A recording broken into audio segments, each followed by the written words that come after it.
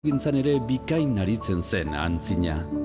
Baina gerragizonek erasoaldi ankerrak eta odoluste ikaragarriak egin zizkioten goraldi hura gelditzeko. Gaur egun ere badiardu borrokan, baina oraingo lehiak ez dauka zerikusirik gerrarekin. Industriaren inguruan sortutako kooperatiba multzoaren buru da Arrasate eta Euskal Herriko ingururik oparoenetako bat.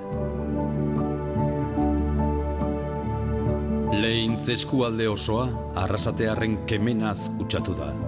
Lursail laurik apenas duten arren, Eskoriatzako eta Aretxabaletako bazterrak etxe bizitzaz eta lantegiz bete dira.